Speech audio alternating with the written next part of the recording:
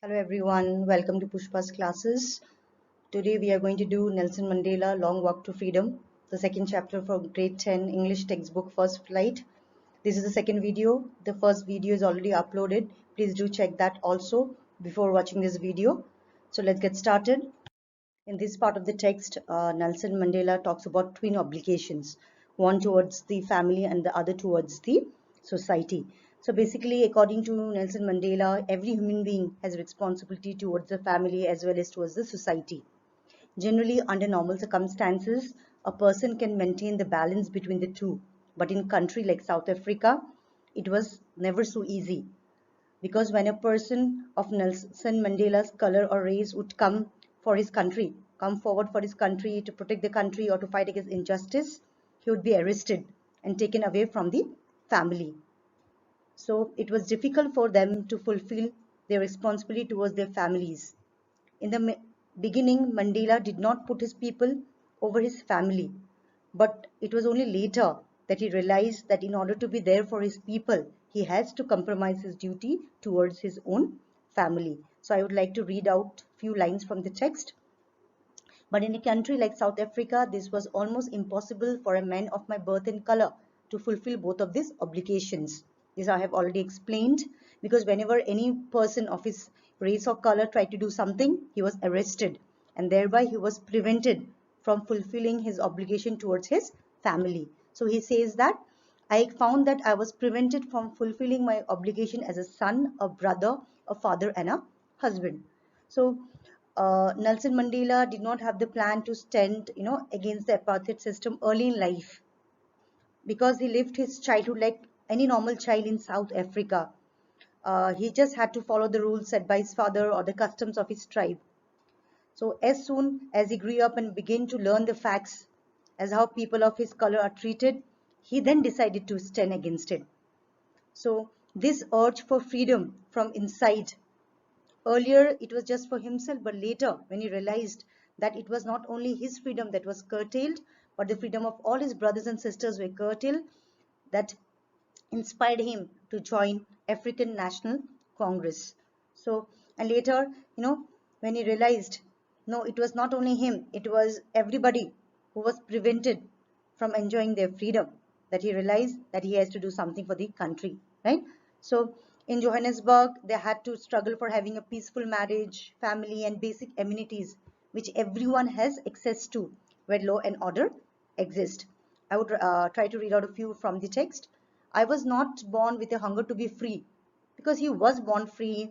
He was born to run in the fields near his mother's hut, to swim in the stream, to roast millies under the stars, right? Because for him, it was like as soon or as long as he was obeying his father and abiding by the customs of his tribe, he was not troubled by anybody.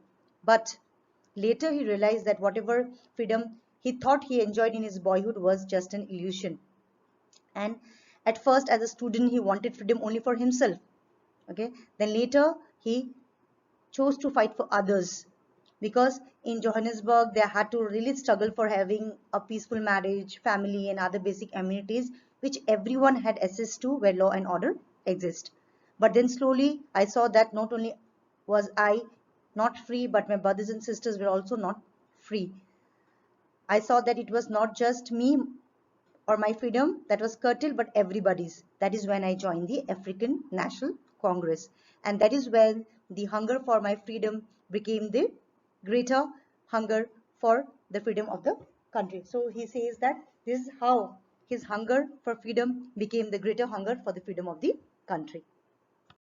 This part of the text reads as, it was a desire for the freedom of my people to live their lives with dignity and self-respect that animated my life, that transformed a frightened young man into a bold one, that drove a law-abiding attorney to become a criminal, that turned a family-loving husband into a man without a home, that forced a life-loving man to live like a monk.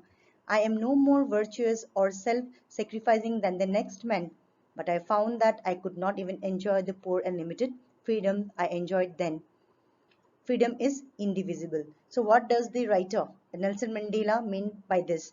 So basically here Nelson Mandela tells us that he joined the African National Congress when he realized It is not only him whose basic rights were snatched away, but of all those who looked like him.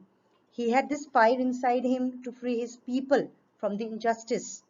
It was this fire that changed him completely as a man, from being scared to a brave person, from being lawyer to a criminal, right? From a family man to a man without a home, and from a lively man to a monk.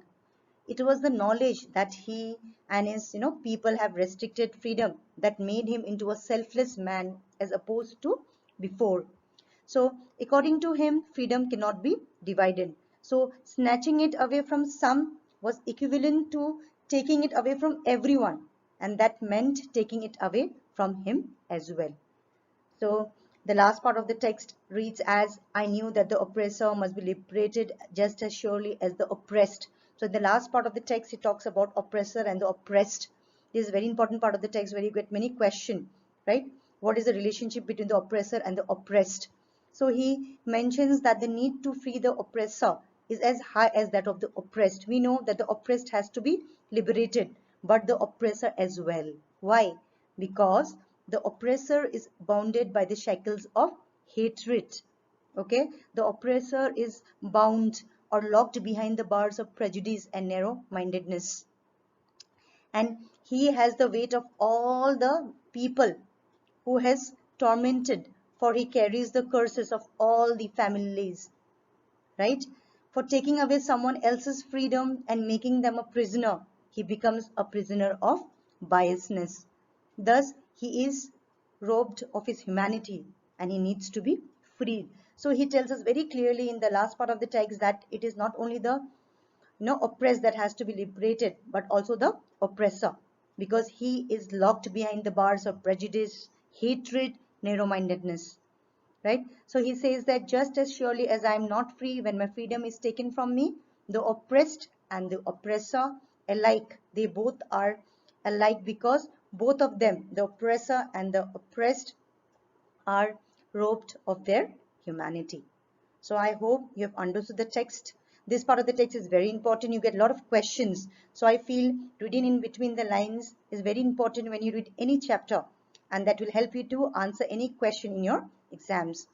So if you like this video, please do like, share, and subscribe to my channel. Thank you for watching.